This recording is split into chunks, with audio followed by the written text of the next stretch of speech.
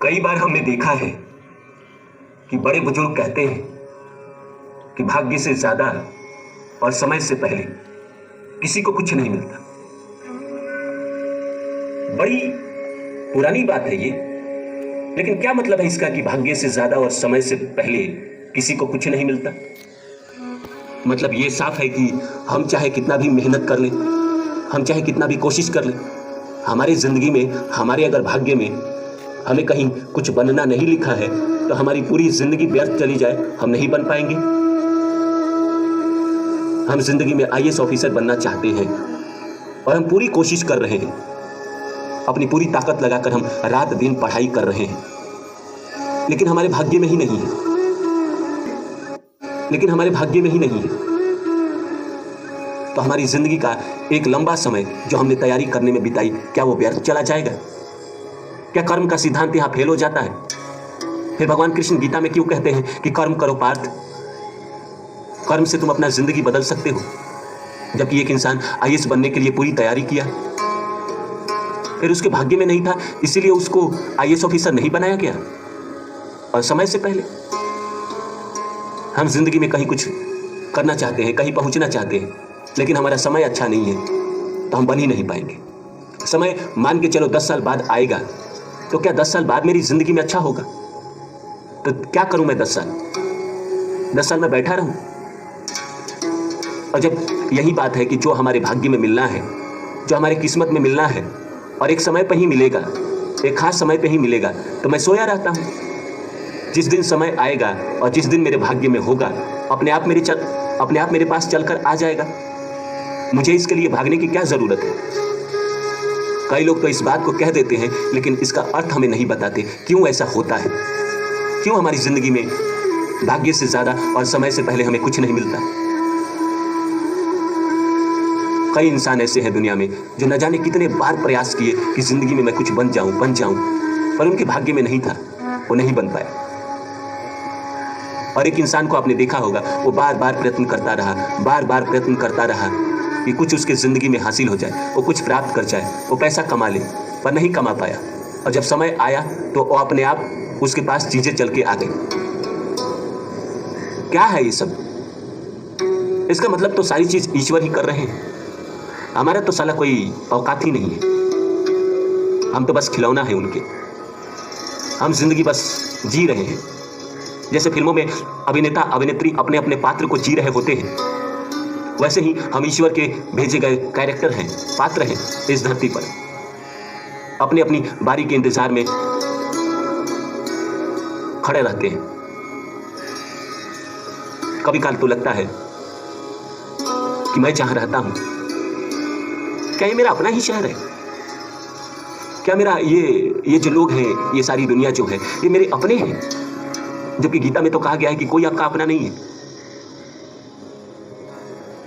सब कुछ तो ईश्वर ही कर रहे हैं।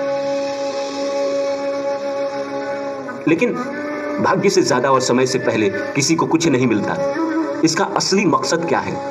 असली इसका वजह क्या है? क्यों कहा गया इस बात को? कभी किसी ने समझने की कोशिश नहीं की। आज हम इस पर गहन रूप से बात करेंगे। तो नमस्कार दोस्तों, जैसा कि आप सभी जानते हैं कि मैं आपके लिए कहानी, कविता और मोटिवेशनल वीडियो लेकर आता हूं। इसी श्रृंखला में आज लेकर आया हूं कि भाग्य से ज्यादा और समय से पहले किसी को कुछ नहीं मिलता। तो आइए शुरू करते हैं। शुरू करने से पहले आप सभी से आग्रह है कि आप मेरे चैनल को सब्सक्राइब कर दें और जितना हो सके शेयर करें। तो आइए शुरू करें। दोस्तों, बात दरअसल ये है, ये जो बात कही जा रही है कि भाग्य से ज्यादा और समय से पहले, तो ये भाग्य बनता कैसे है? पहले इस बात को आप जान लीजिए। भाग्य बनता है आपके पीछे के जन्मों से, आपके प्रारब्ध से, कई जन्म के पुण्य से। अब मान लीजिए ये बात कह रही है कि भाग्य से ज्यादा और समय से पहले, तो पहले लाइन को हम एक्सप्लेन करते हैं कि भाग्य से ज्यादा। मान लीजिए आपके पीछे के 10 जीवन हैं, उन 10 जीवन का आपके पुण्य को निकाल लीजिए।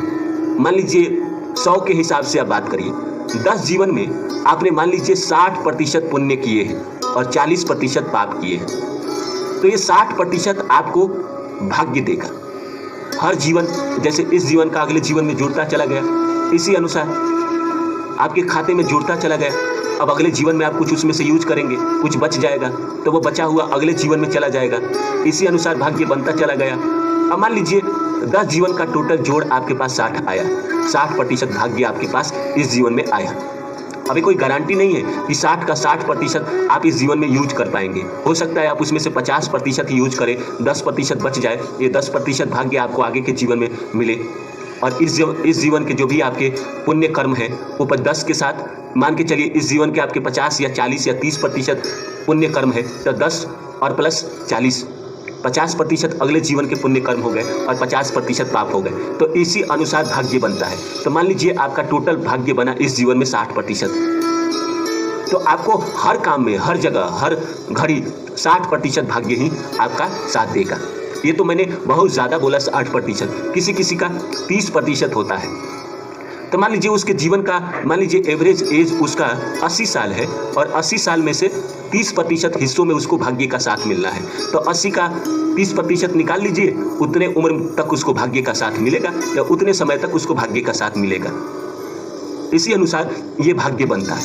और समय से पहले क्यों कहा गया है कि किसी भी चीज़ का समय है, कि किसी भी चीज़ का समय है, किस पल आपको देना है, वो भाग्य कब जागृत हो रहा है, इस पे आपको पता चलेगा। मान लीजिए एक खास उम्र गढ़ी गई है, कुंडली के हिसाब से एक अलग उम्र है, 9वें घर की दशा आएगी या 9वें घर के साथ बैठे हुए ग्रहों की दशा आएगी, तो आपको भाग्य का साथ भरपूर मिलना शुरू हो जाएगा।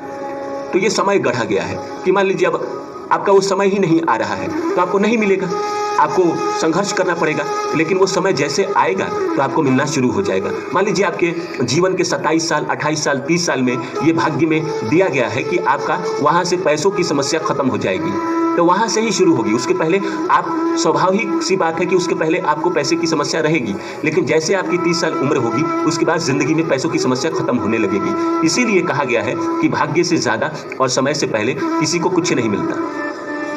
और भाग्य बनता है आपके अपने ही कर्मों से, पीछे के किए गए कर्मों से, इस जीवन के किए गए कर्मों से आगे का भाग्य बनेगा। इसीलिए हर मनुष्य को ये कोशिश करना चाहिए कि इस जीवन में एटलीस्ट हम कोई भी ऐसा काम न करें जिससे हमें किसी का अपमान सहना पड़े, किसी का दिल दुखाना पड़े, किसी को रुलाना पड़े। हम बस जिंदगी में अपने हिसाब से बगैर किसी को नुकसान पहुंचाए हम जीते चले जाएंगे। बाकी हम लोगों की मदद खूब करेंगे ताकि हमारी आने वाली जिंदगी में हमारी भाग्य हमें खूब साथ दे। इसी तरह भाग्य इंसान बनाता है। कई लोग कहेंगे कि भाग्य वगैरह कुछ नहीं होता, ये सब फालतू की बात है।